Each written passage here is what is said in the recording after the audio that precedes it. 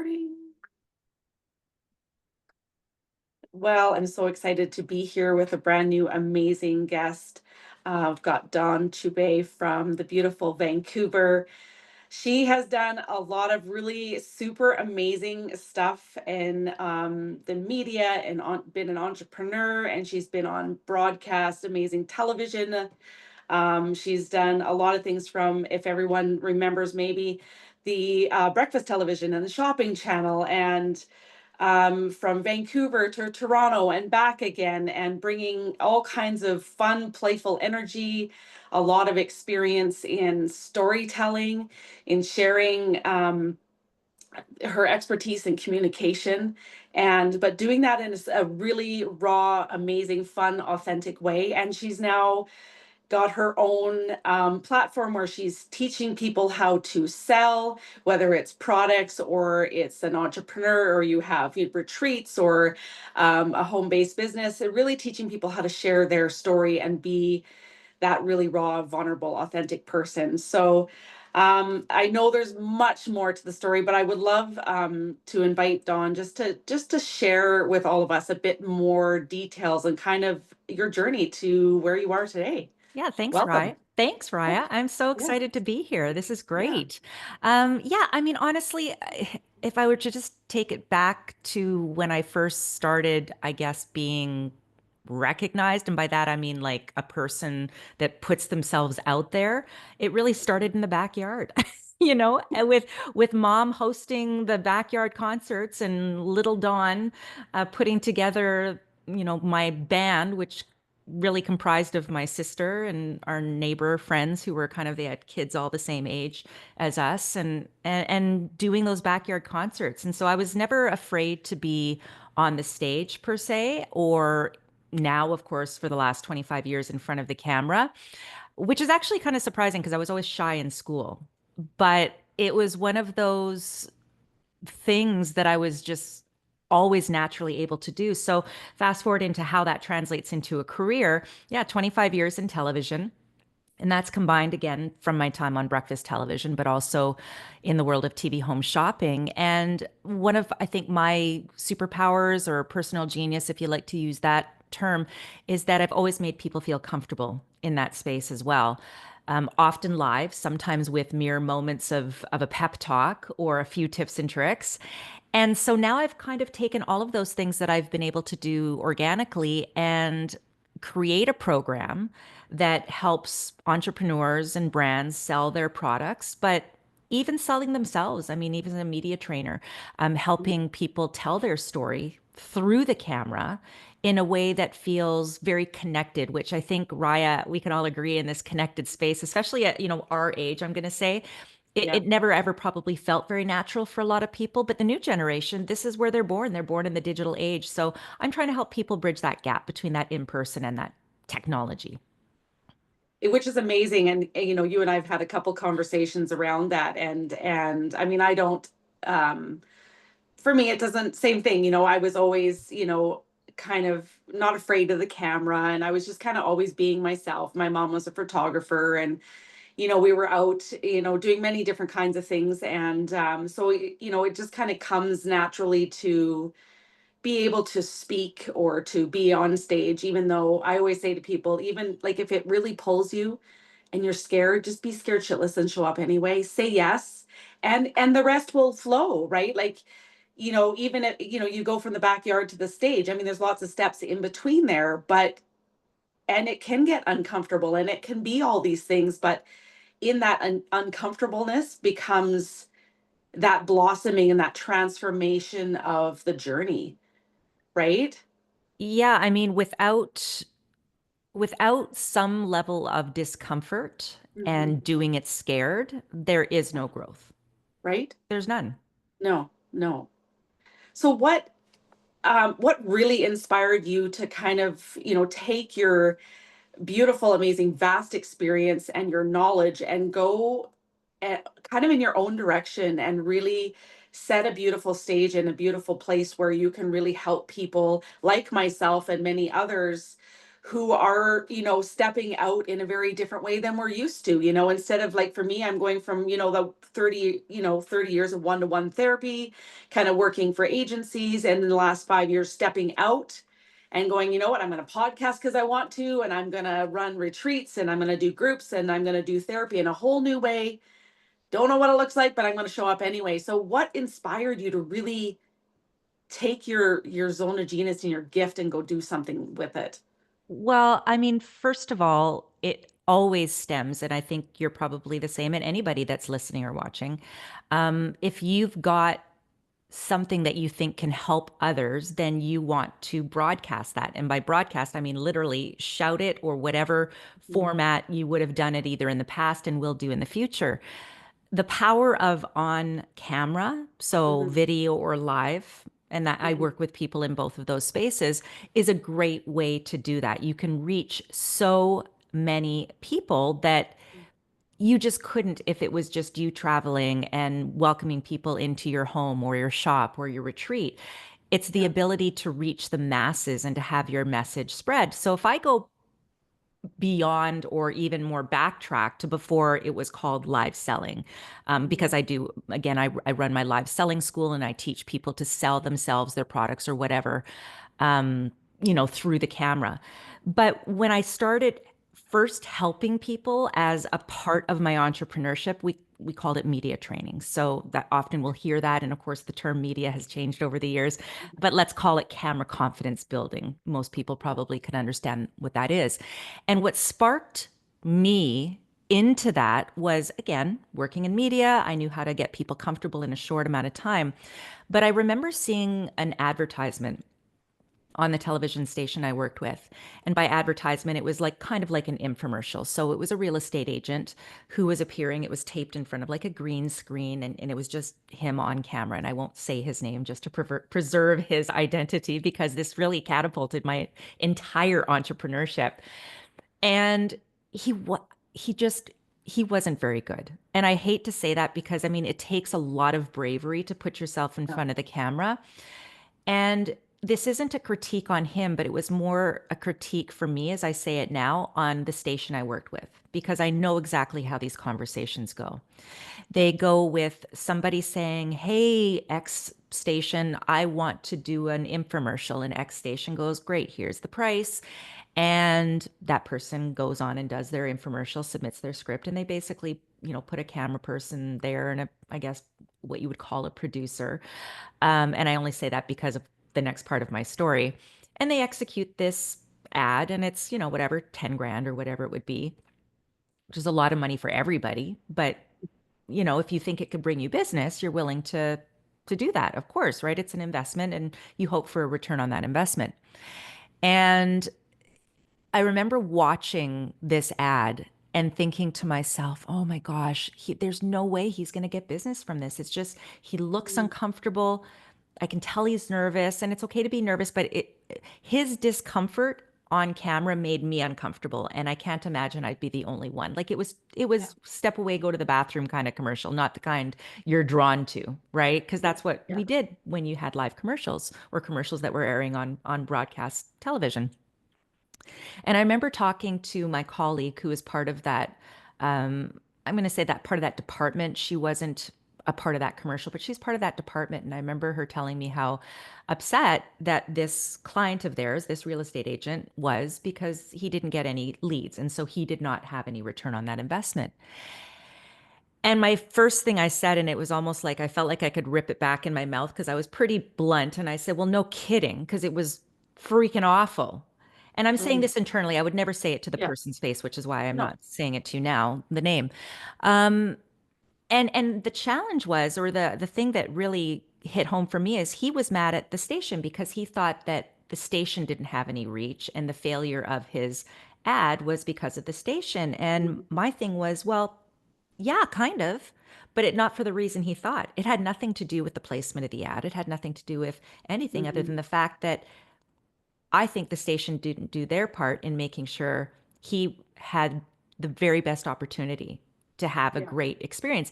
And that doesn't mean it comes at for free, but what I would have loved to seen is that he would have been offered an opportunity to, hey, maybe we got a camera coach available for you. We've got someone that can kind of work through and practice with you and all of this stuff. And that could have been me, it could have been anybody. But my point is the sales team just went, oh, okay, here, thanks for there's our money. Okay, do your ad. We'll put it there and we'll just let you go. And so as a Mhm. result, anyways, fast forward, he never did business with the station again. And that was unfortunate because they could have had a long-term customer. He could have had a great experience and he Mhm. didn't. So I started media training and that's where that started. So now when we, and I still do media training, but even with my live selling school, my goal is to set people up for success. And so that's why. That's my why. Yeah. Which is beautiful because I don't, and that goes back to the authenticity, that real and raw and radiant you, as you like to say, you're showing up as you, but you also need, as you show up as that person, you need someone to help guide you and support you and show you how to do that. Like, not everybody can do that, right? And when someone is making an investment in themselves, in their brand, their product, their business, especially of that caliber, that's a good chunk of money. You would want that to be successful, right? Not It only for the person, but for you as the person guiding, 100%. right? And I think at the time, like it probably would have cost him, a couple $100. Yeah. This is a long time ago. Yeah. But to like work with someone like me or even me, right? Because Yeah. this was the station would have like a lot of on-air talent that could help. And I'm thinking, Yeah. gosh, he spent 10,000 on an ad. Of course he would spend a couple $100 to have a coach. And this is why many Yeah. of us pay for coaches and master classes, and webinars and all of this is because don't we all just want to be better at what we do? And so yeah, I mean that's ultimately my why. And I think most great businesses and great ideas start with the idea of wanting to help somebody and wanting for someone to be the very best that they can be. Yeah. And I like to think that I'm doing that. Yeah, absolutely. And it's neat because I love, the variety of people that you can work with. Because like you said, now in the age that we are, everything is online, everything is on social media, everything is video, it's all about that. And for us, it's, okay, we got it, we have to go with this flow. We're in it. Whereas other generations that are younger than us, they're, oh yeah, that's easy. I just show up all the They're time. born. They're born in it. They're digital natives. They are. And when, Yeah. you and I are talking, like, let's think of how connected we can all be through video. I mean, there is no limit. I was working with a brand on their live shopping event, and it's a skincare applicator. So it's not skincare, but it's like a tool, an Yeah. applicator tool. And how I met her in the first place was at a pop-up. She had traveled in from the US to a pop-up here in Vancouver, and there was a select group of, I don't know, 15 influencer slash VIPs, people basically Yeah. that the organizer wanted this person to meet. And I literally just did a video of this of course, these are great experiences like a retreat. How amazing to be able to be in a community and a room of people and interacting with them organically, having face to face, having a community experience. And Yeah. then I thought, when I worked with this brand and I said, well, we should do live shopping. And the reason being is because you can still create it's never going to be exact because you're not physically touching somebody, but you can get a pretty darn close experience virtually when you think of it as a one-to-one experience, even though Mhm. you're speaking one to many and Yeah. presenting one to many, which so I just thought it was kind of a unique thing where it's like you can take what you're already doing live in person, and if you can do that translation into that digital language, Yeah. you can make that experience pretty darn close and not have geography be a limit. Well, and we're so fortunate that we're able to do the work that we do now with that not being a limit because, 20 years ago, that was a limit. And it's very interesting, and I'm very it's a very interesting path to be on, to blend all the things and come to where we are now. And like you said, I mean, you can meet in a room, but how can you take that energetic exchange and now create it like we are today, even on the podcast? We're sharing space, we're sharing energy, we're sharing inspiration, we're sharing all the things, for the bigger community, for the bigger picture. And so, how have you found that transition for people, making them feel comfortable and confident and, really self-aware? Is that something that, is the word easy is coming to me, not easy, but is there an ease and flow, or are people kind of standoffish at first and then they find themselves diving in and going, wow, what was I waiting for? It's so funny because the first thing that people say to me once we finish the event. Yeah. So, right, because there's always a lot of buildup and there's nerves. And there are people, Yeah. even in regular television that I know, not hosts, but guests, Yeah. that still get a little nervous going on.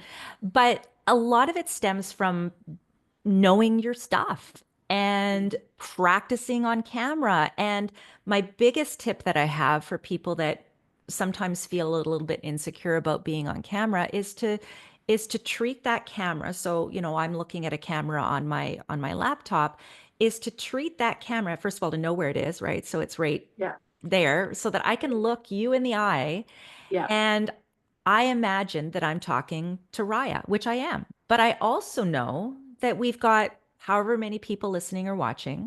right?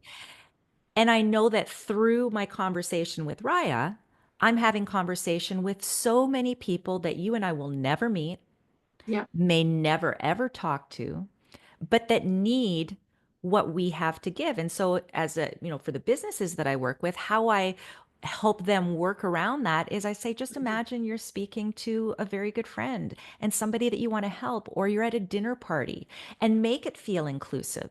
Right. So Yeah. some of that stems from too, if we talk about camera confidence, how you position Yeah. yourself and making sure you're open to the camera slash the person who joins the circle. Yeah. And that's how you keep it inclusive. And so, does it happen with a home run right out of the gate? In Mm. my opinion, just showing up, you've won. Yeah. Can we always improve? Always. I'm still watch my playback, not the whole shows that I do, but I watch a little bit here and there. Just like I'll Yeah. watch this podcast or I'll listen to this podcast and I'll go, did I communicate the way I had hoped I would? Did it come across the way I wanted it to? And I Hmm. learn from myself. I self audit all the time. And so I encourage people, especially those that feel uncomfortable on camera, because a lot of people, first thing they say, I hate listening to myself. I hate watching myself. Where do you think that stems from, though? Like, that comes from something deeper when people are showing up, and saying that, like, I think it's the fear that they're showing off. yeah. So it's Yeah. interesting when the second, and that's why I put my hand up so that I could get it out there. The second you said show up, I think it's that worry that by putting ourselves out there, by Hmm. standing on that stage Yeah. proud and loud and being good at what we are good at, Yeah. that people are going to think that we're showing off. And so what does that mean? We hear the term egotistical, right? And that's such a dirty word, but the reality is, and when I train people, I Hmm. say having an ego, that why is that a bad thing? We all have an ego. It's when you're egotistical that of course that is the negative connotation, but ultimately, like, why do we say our ego is bruised when someone hurts our feelings? Hmm. It's because we feel bruised. Our mindset, our confidence is bruised. And so ego is confidence, not to be confused with egotistical. And so, yeah, I think that when people say, I don't like watching myself, people are going to assume, well, you watch yourself. Oh, you must really like how you look. Or, oh, you must really like how awesome. No, well, Yeah. yeah, sure. I can admit that I'm good at some things, but the reason I'm watching is to see where could I improve, and not Yeah. just for me, but for everyone out there that I am hoping to spread my message to, that is hopefully watching for the right reasons to receive what I'm putting out there. Yeah, I mean, it's also the word that comes to my mind is growth. When we're watching ourselves or we're listening back and, to the conversation, because often you're right in it, so that you don't always remember kind of the journey, but it's that you go back and you're watching and you're learning, and you're reflecting and you're able to go, okay, yeah, I really like that piece. I love the energy. I love the flow. And wow, but I can grow from this because I feel like there's some growth here. And, ego does have a bad name because it loves to, you've got the saboteur and you've got the ego, and they love to sit there and kind of have at, while you're doing your thing. But if you're really, I find in my work, if you're really leading from a heart-centered space, and you can flip the energy of that ego into, we all have to have that to lead. And it doesn't mean, it is a stereotypical thing, but it doesn't mean it's a bad place. We can work with it in a really wonderful energy and go, yeah, I have to have a bit of ego to show up on stage because I'm scared shitless, but that ego is going to help me, you You know know? what? And that's true. And I think it's also okay not to want to be up on stage or to Yeah. host a podcast or to dance in a recital. Like the world needs absolutely everyone. Yeah. We need the balancing. Not everybody can Yes. be like I'm speaking quieter in this podcast than I normally do because I'm trying to match, and I know that you can be loud and proud and energetic and all that too, but I'm usually so in your face because that's part of how I communicate. Yeah. But it's okay to not want to do all of that. And I think when we think about that ego and that confidence that we need, um, it is important just to not just to lead, but to live our life. We need to have a confidence to walk out a door every morning. We need to feel a purpose. We need to have all of that, and it does take confidence to do absolutely everything. And so, yeah, I mean, showing up is ultimately what it's about. And if somebody can benefit from you showing up, and I would argue that everybody has something to offer, that smile to a stranger, right? Not the creepy ones, but the person that looks Yeah. like, they look in your eye and the smile, and some of that's a very Canadian thing. I know there's always like the Yeah. nod or whatever, but Yeah. it's the need to be connected.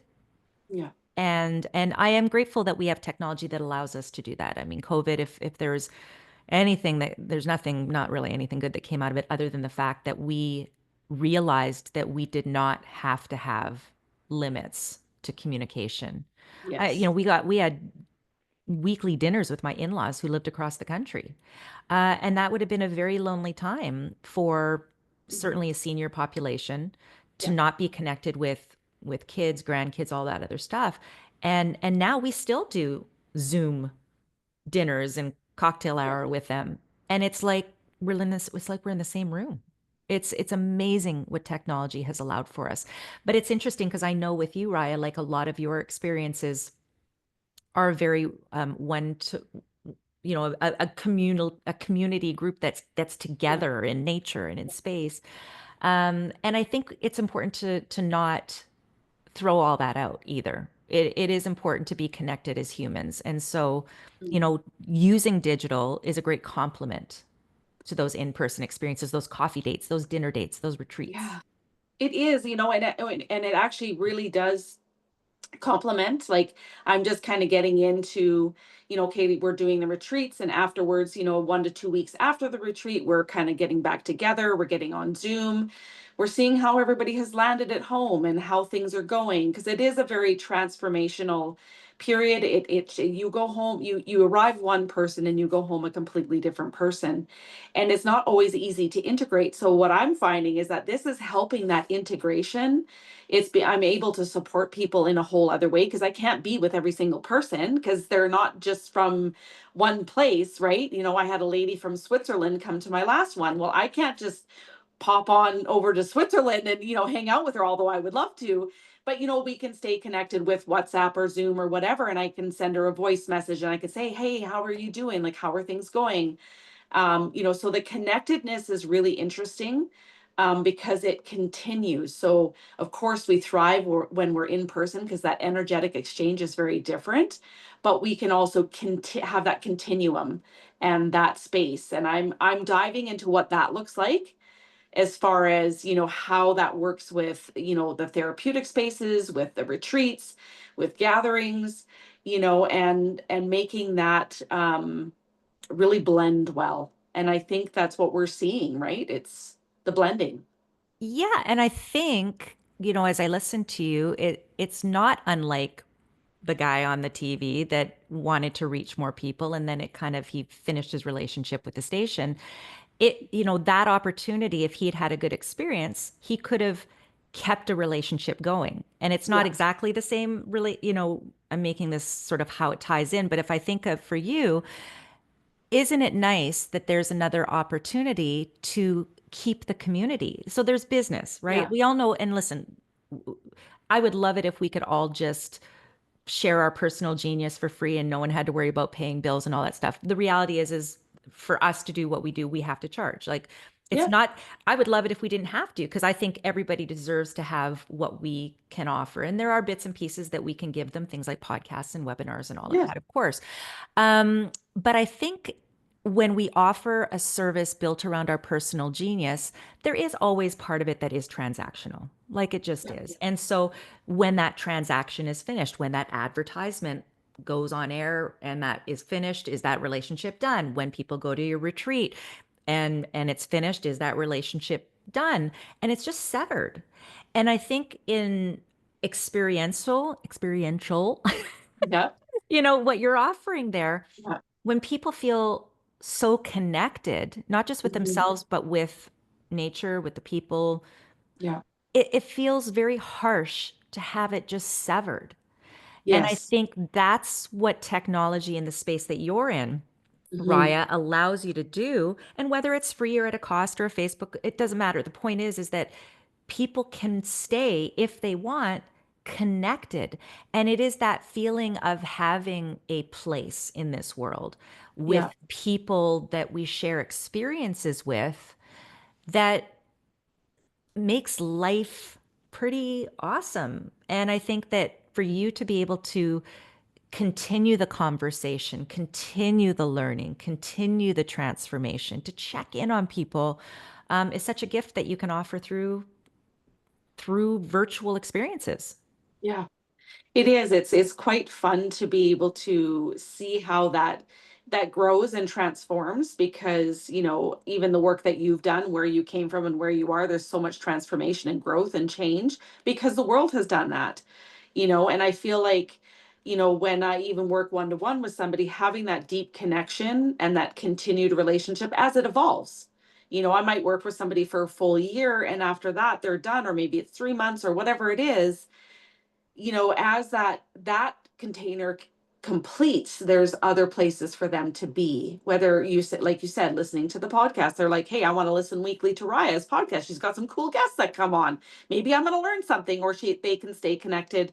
Just sometimes just hearing someone's voice. I have my favorite podcasts I listen to all the time, and I keep adding new ones and all kinds of things. Why? Because it makes me feel connected. It makes me feel like, hey, I'm learning something and I'm growing and I'm in a community, Yeah. I you think that know? what's interesting too is the people that have, and so again, I'll relate it even to my business. I did a podcast the other day, and this person, his regular day job is he's like a chartered accountant, and he's doing a podcast that has nothing to do with accounting. And Yeah. he interviewed me about my business. And first of all, he had the most awesome voice. Like, I'm like, please tell me you're appearing on media in your world of accounting to give like tax tips and all that stuff because like I just said you're just so good, and on top of that you're this awesome interviewer.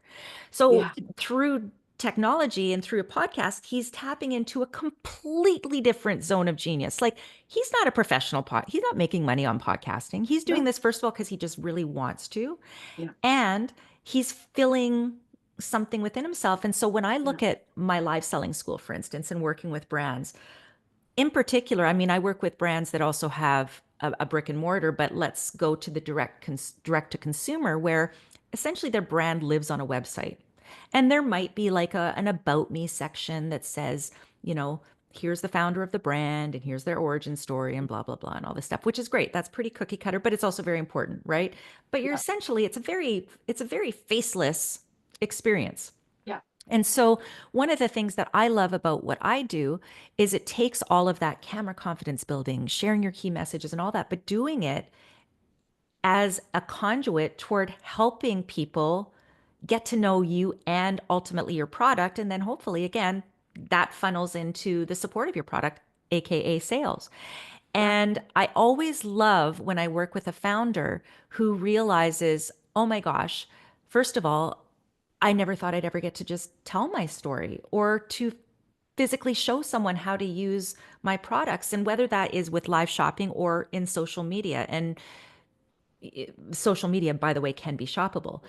Yeah. And it ultimately is. If someone sees a video of you doing a makeup tutorial or how to use your product or a get ready with me, and you happen to sell products on a website, the very nature that you're putting yourself as a brand founder on camera is always going to funnel to where your business is.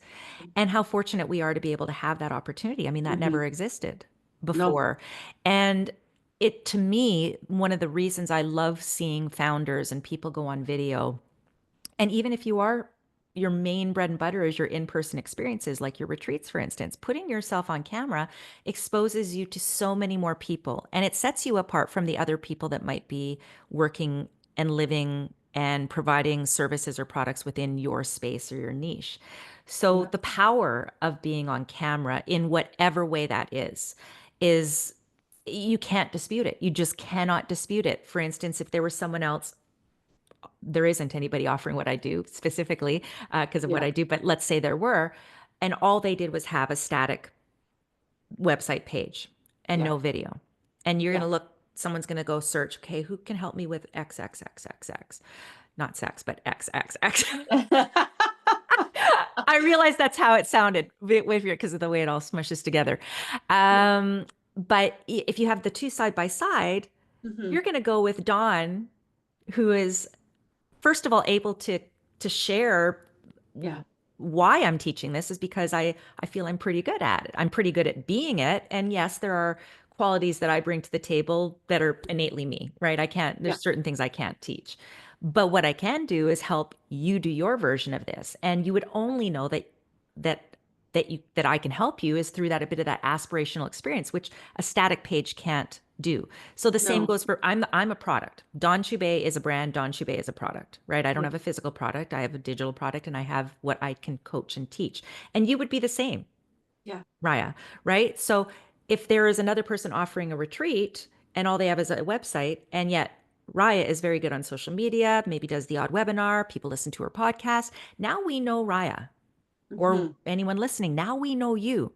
Yeah. Now we can get attached to you. Now we can get to know you. Now we can trust you, which for Yes. anybody that's given up $1 or $1 million, Hmm. you got to trust. And there's to be able to also decide if that person is aligned with how you want to do things. Like if Yes. somebody is a super quiet person and they never want to put themselves out there, I might not be the right person for them. But if they Yeah. are looking to step out of the box a little bit, doesn't have to be live selling, but to just be a little bit more confident on stage or in that Zoom meeting or Hmm. presenting to your colleagues, Yeah. right? In a staff meeting, Yeah.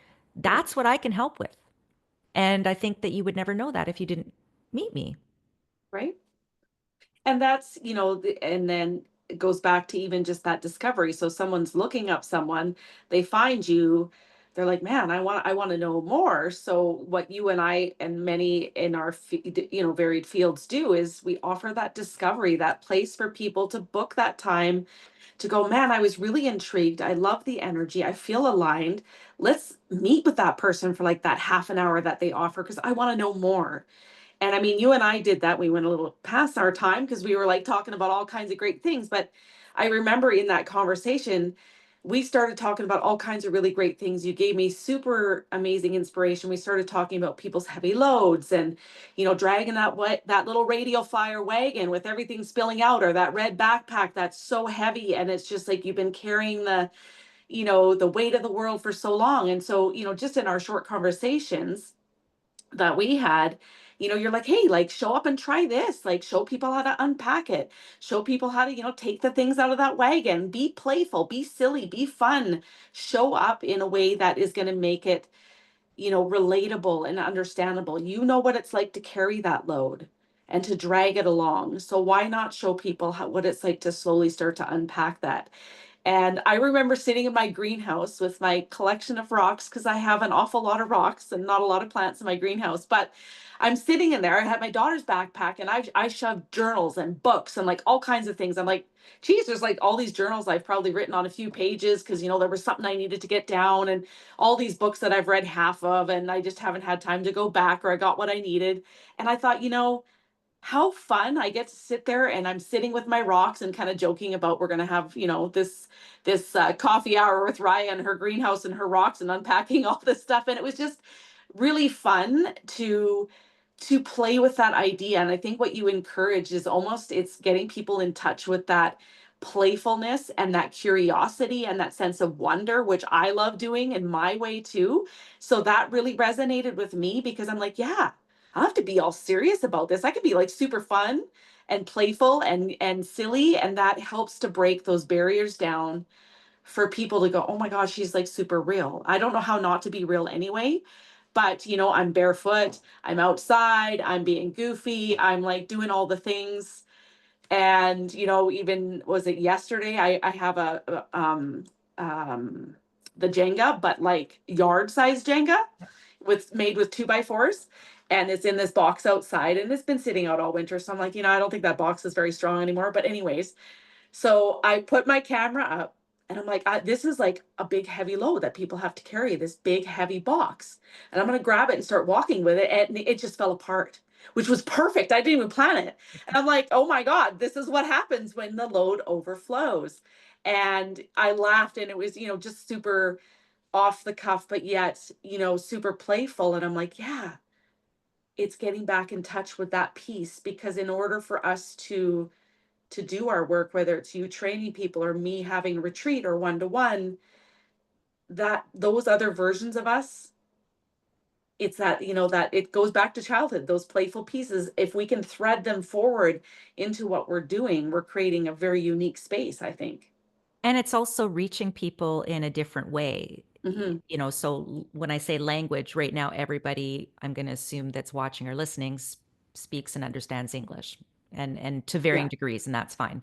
Yeah. Um, when you are showcasing everything kind of falling apart or Yeah. overflowing or whatever is wheels coming off of the wagon, whatever it is, Yeah. you're tapping in to a different way of communicating. It's a different language. Yeah. So if somebody were watching that video Yeah. and had it on mute, they're going to get a few things out of it. They're going to go, okay, this is a viral TikTok, ha ha ha, right? Fun. Everyone's going Hmm. to, start copying it, and that's fine. But there will be somebody that for whatever reason, based on probably what they're going through in life, Hmm. they are going to interpret it in a deeper way, which is part of how you're trying to show something visually that Yeah. is not typically seen from the Yeah. outside, right? No. Like when you walk by someone on the street, and we always say you never know what someone's going through. Like for all you know, that their wagon was overflowing, their backpack was overflowing, and that's why they reacted a certain way. That's why something happened. Yeah. And I think the idea that you're communicating with people in different ways is smart, and it challenges you as well, because we also, especially if we've been doing things the same way for so long, like for instance, even this podcast, right? I've approached, because of the nature of you and your podcast, this is different than a typical business podcast that I would do, Yeah. and that's good, because Yeah. this is challenging me not to be sell, sell, sell. Let me tell you about everything, which is great. Like, I mean, and I have ways of doing it that is never super hard sell anyway, but it's Yeah. typically like a little of a different podcast. I would say, this podcast for me has challenged me Yeah. in different ways. And I Well, think it's great yeah. to learn how to communicate differently. So for me, I have no problem with communicating differently visually. That's what I do. I sell things on Yeah. screen, I communicate on camera, I have ways of describing fabrics that make you feel like you're touching them yourselves. But for me to communicate in this way on this podcast, this is a stretch for me. This is a growth for me. And for Yeah. you, perhaps translating things in a visual, fun way, because it is fun. We make it Yeah. sound serious in planning these things, but it is supposed to be fun, Right. is challenging you. Right. And I think that, that's what I really did take away from that conversation was, here, I'm going to challenge you. Like, you have a playful side, you have this personality, go play with it, go explore it, go do the things that you already do, but do it in a different way and just see how it feels. Do it 100 times, do it 5 times, whatever. And you get to know yourself and learn more about yourself and feel what feels comfortable. Face the stuff that doesn't feel comfortable, because in all reality, everyone I work with is also going to go through those things. They're going to show up, they're going to be uncomfortable, they're going to be stressed out, they're going to be burnt out, they're going to be all these things. They're going to hit that crossroads and go, now what? Where do I go? Even when, they're meeting you for the first time, they're going, I have tried everything. I don't even know what to do anymore. I've tried it all. And Dawn, I resonate. I need help. Like, I don't know how to ask for help, but here I am. I'm showing up, right? And I think that's, we're kind of creating that space today for people to go, yeah, Dawn's a real human being. I mean, sure, she's got this amazing background, but there's no intimidation.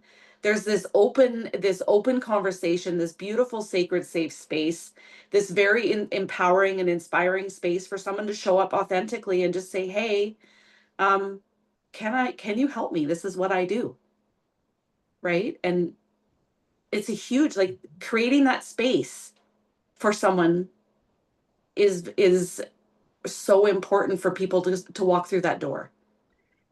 And everybody's version of growth is different. For some, Mhm. they want to climb atop of a mountain, and for them, that's the goal. For Yeah. some, it's I want to feel comfortable speaking at a staff meeting, or Yeah. I'm doing a TED talk, or I'm starting a podcast, Yeah. or I'm stepping out of my home for the first time in 5 years, or going to the gym for the first time ever. Yeah. So, for many of us, we often can be intimidating, I think, to people if we've Yeah. achieved something that isn't even what people want to do. Like if people work with me, I think there might be people that go, "Well, I don't want to be on TV. I'm not looking to be on stage or sing with the orchestra or record CDs because I've done all that, right?" And Yeah. like how can like is Dawn going to expect that of me? Or for when people go to a retreat, I imagine too, it's like, well, what does Raya expect of me? Because I don't know Mhm. if I can do that. What does Dawn expect from me out of this? Not what can Dawn do to help me get to where I want to go, but what is Yeah. Dawn like almost like I'd be disappointed if I didn't see them on a TED Talk. No, I'm not working with you to that. I'm working with you. How do you light yourself so you look good on Zoom? I'm working with you. How do you speak to um, a group of people in a confident way?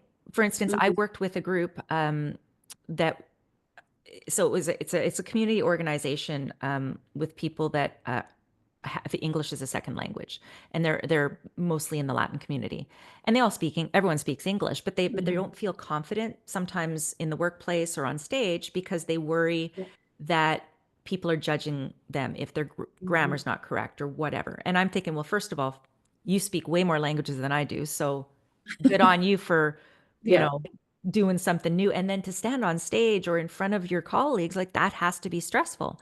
Yeah. And so when I work with any group, and in particular this group, I wanted to be very mindful that not everybody is dying to host a television show or all of that. Like, Yeah. what are you trying to do? And so I Yeah. wanted to make sure that they understood that your goal is that's your mountain, and you're here to help you get to that mountain or close to the peak. Yeah. And I wanted to be very mindful of that. And when we finished, everybody did speak kind of at the end of it. They Mhm. each had like a 5-minute speech, and it was to teach them how to write a speech and essentially present it. And everybody did such a great job. And I Mhm. think it was once we let go of the fact that no, you don't have to be perfect. Don't worry about the grammar. It's like anything, it's content, right? So Yeah. when you sit there and do your content on social media, or when I work with brands to either present themselves on camera, whether it's media, Zoom calls, or live selling, Mhm. it's let's figure out what you're trying to accomplish. And when you can do that confidently, like you've already won. Do we worry that once in a while Dawn says an or Raya says an ah? People always say, "Oh, we got to get rid of the ums and the ahs." Yeah, I mean, it's ideal that you're not doing it as a filler word, but Yeah. the first thing I say to people is I'm not going to overly critique every time you said an and an ah. If it's a crutch or if you're doing these things as a crutch, I'm going to try to make sure you can help navigate a way through that. But Yes. no, we're not gonna start docking points because you didn't use proper English all the time, especially Yeah. if what you're trying to do is present yourself authentically and you're trying to give great information. So I think it Yeah. was very empowering for this group to just feel like what they had to offer was enough, but also applaud them for wanting to also find the best version of themselves and to be Hmm. able to do it in the best way they can. Not that Dawn can, not that Rye can, but that they Yeah. can to go Yeah. where their top of the mountain is. Yeah. I love that you use the mountain. I use it all the time too, because when people come to me for healing or the retreats, we all look at these beautiful mountains. We're like, man, like, geez, to get to the top of that, like that is, and you don't do that in one step. It's a journey. It's one step at a time. And it can be windy, it can be bumpy, it can be hanging on to a rope to get to the next spot. Like and each part of that mountain is something different. It's a new skill, it's a new learning, you're uncovering all kinds of things before you get to the peak, to where you get to look out over the vastness and explore what that is even, right? So and I look at that when I'm, taking people on that journey of rediscovering who they are and reconnecting back to themselves, to their heart, to their soul, to who they are, who they want to be, who they are in the moment, where they're going. And it's really beautiful because it's such a sturdy, strong connection, because we always look at the mountains that hold us with such strength and resilience. They have quite a story of, getting to how they came to be over millions of years ago, right? So it's very interesting too, because I think in some systems it's easy if if you have I go to I have dyslexia and ADHD.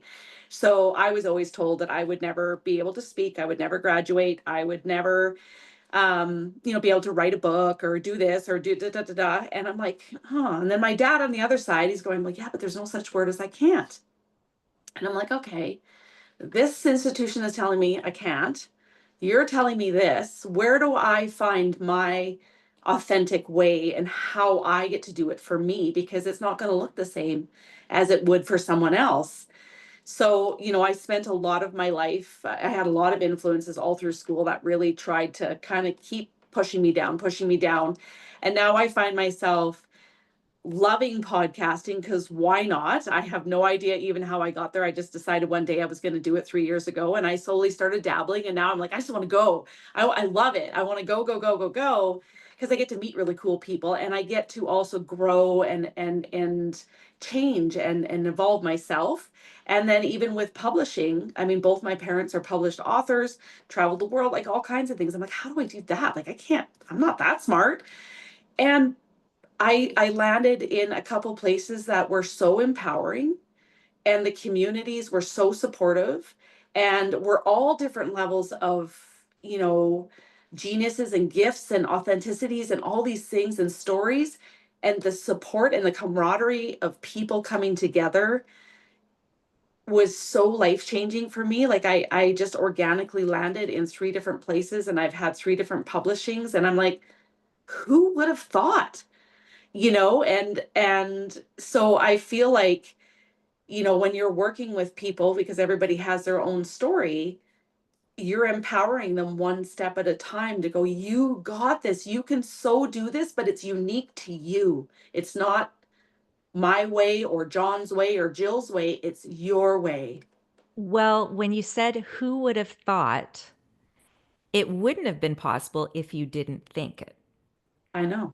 So the thinking it, regardless Hmm. of whether you think you can do it or not at that moment, because of all whatever we call limiting beliefs and all of those things. Hmm. But if you hadn't thought it, then it would not have been a who would have thought. You Right. thought, you thought. Yeah. And Yeah. we're all aspirational to somebody. Yeah. So a lot of times, especially because my world is so front facing, right? Hmm. on TV and stuff, there's a lot of people that, they see me, and so and they totally can hate me and they cannot like me for whatever reason. That's fine. But there are people that go, "Oh, I like Dawn because they see me." And Yeah. there's elements of maybe what I do or say that might be considered motivational or aspirational or whatever. But that's only because I'm on camera. Like, otherwise, no one would know who I was, right? Other than my Yeah. circle. And even in my circle, there would be people that probably say, "Oh, Dawn is so motivational. She's such a great cheerleader," or whatever. Like, that's what I hope Yeah. people are saying about me. That I do Yeah. believe that about myself. But I Yeah. do hope I hope that's what people say about me. Yeah.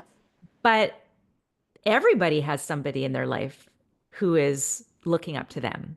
Hmm. It could be your kids, it could be your friend, it could be, if you've got a great sense of style. Like, it doesn't even have to be that deep. You got a great sense of style. You're walking down New York and there's somebody looking, going, "Man, that lady's got great style." Right? Or Hmm. that person, "Wow, look at the swagger." Or look at, Yeah. "Oh, wow, isn't that like that couple? They just look so happy." Yeah. Right? So whatever it is, we are that for someone else. And I think Yes. it's important to know that, especially as we all look to, like, what are we doing? Are we trying to improve ourselves, or we're trying, whatever it might be, or we're feeling Hmm. down on ourselves. I think it's important to go, like, we are somebody's treasure. Yeah. And so even when we feel like we're trash, we are somebody's treasure. Yeah. I love that. I love that. It's beautiful because, you know,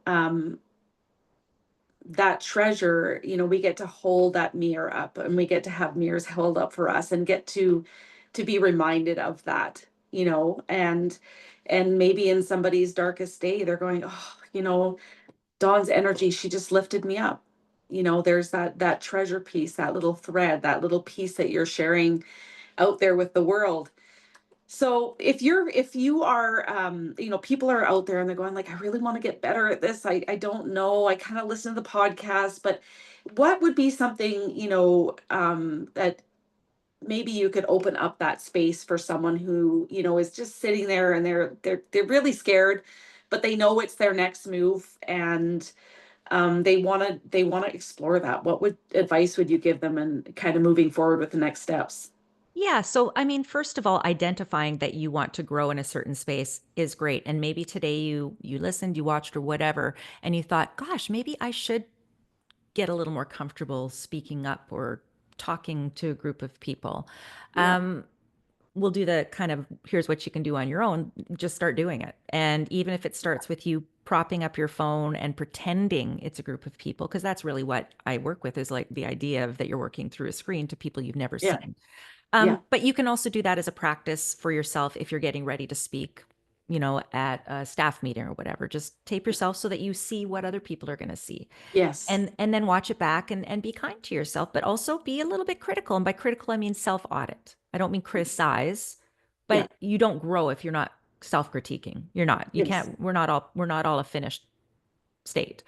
And then I would say, if you feel that you can benefit from some other guidance, then absolutely, like, reach out to, if you have somebody in your life that can help you with that, then reach out to them, because you're going to trust them and you're going to feel comfortable with them. If you've listened or watched this podcast and you think, "Well, gosh, I think I'd be comfortable with Dawn," then Mhm. reach out to me. And it's very simple to reach out to me. We can have a bit of a discovery call just to make sure we're a fit, and so that I can also understand what it is you're looking for, and then I Yeah. can make sure that I can give you what you need. Yeah. Right? I mean, I'd like to think that I have pretty big scope, so there's probably a way that I can help you, but I want to make sure that I manage what your expectation is of what you're Mhm. going to get from me. I'm not looking to just, like, you know, get a bunch of people, on my calendar. Like, that's not Yeah. success for me. It's like, my No. goal is to help you have a transformation, of which is what most of us want to do.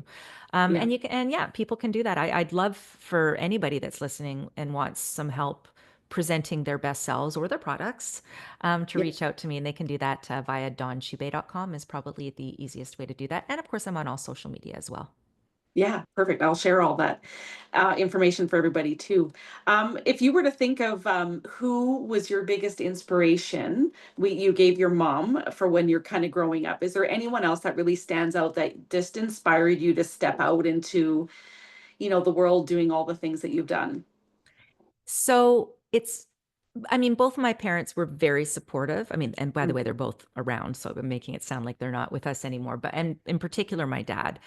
mhm, Um, I probably got a bit of the sales bug and the presentation bug. My dad was, I think, you know, not the most comfortable speaker when he was younger, but he did Dale Carnegie. And when we were driving to school, he had the cassette tapes because it was cassettes back then yep, of Zig Ziglar and public speaking and, and Dale Carnegie, how to win friends and influence people. And so it seems really, really cliche to say my parents, but I didn't really have any mentors per mhm, se in the space that I'm in. Because again, I was quite shy in school. I was not a good student. I barely graduated. I didn't go to college or university or I mean everything I've done because I had somebody that said, "You'd probably be good at this." And then I would go and ultimately be good at it, which was great because it meant someone yeah, saw something in me yeah, and then it almost gave me that validation and that permission. And I was told once that everything is trainable except for personality. And so keeping my mhm, personality was is my strong suit. And so I was yes, able to learn to be on TV and learn to sell things, leveraging my personality. For other people, yeah, they're who they are is maybe it's not personality. That's okay. Maybe they're really good with numbers and that's what their secret sauce is, and that's fine. yeah, But I don't really have anybody like I can't really say I have someone like famous or somebody that anybody would know. I would just say I've always tried to surround myself with people that believed in possibility mhm, and didn't think that you had to have a specific qualification to be good at something, if that makes sense. yeah, it makes that hits home a lot with me, it makes a lot of sense, and I think that'll hit home with a lot of people, you know, and we think we have to have, all these big influencers, or we have to go off and get, our masters and PhDs and all these kinds of things. I know in my field, in the therapy field, it's big for people, like, it's the big push to go and continue, and, you feel like it validates who you are, but it doesn't. Like you said, it's your heart, your personality, what you bring to the table, or whatever little gift that you have, and growing that. I mean, having your parents as inspiration, that's amazing. Not everybody can say that, and they are our biggest inspiration in many ways, and they help to open those doors and kind of pave that path for us to discover who we are. Yeah, and for some, it's not necessarily Oh, always oh, inspiration, but they no. absolutely influence. Yep, Your parents are your biggest influence, and so that's yep, for the better, but it also can be for some people the worst. yep, So how you interpret your life experience, especially growing up, sometimes it's the I don't want to do yep, that and what I experienced as your motivator for growth. yeah, And there's no wrong way. It's just no, this is our life and this is what we're given and what we choose to do with those experiences for better or for worse yeah, is up to us and we get kind of one shot. We get yeah, many, many shots in our life. And so, you're never a finished product, in my no, opinion, but we do have only this one life or a version of this life. And then, whatever happens after that, everyone's got different perspectives on that. yeah, But in this particular life, yep. we got, that's what we got. So we might as well try all the possibilities. And why not? Like, and we're more so in a world now where people are not staying in one career for 40 years or 35 years or whatever, where you're seeing people try so many things because everyone's so much more open to that now. And I think that's actually really cool because there's so many different parts of us and pieces of us that we're nurturing when we're doing that. So, oh, what an amazing conversation. And thank you for being vulnerable and like going along with me in my intuitive way of leading. It is really fun to get to know you and just have that conversation for people to know, just that down to earth space that I love to share and that you hold for people. And I think that yeah, I'm just honored. It's such a gift. So I'm grateful for your time and your knowledge and just your sharing. It's beautiful. Well, thank you for giving me the opportunity. Again, I grew a lot today in the conversation with Yeah, you, and it takes a new perspective um, for me to carry as well and gives me a new perspective. So thank you for that, Raya. it was awesome. Awesome, awesome.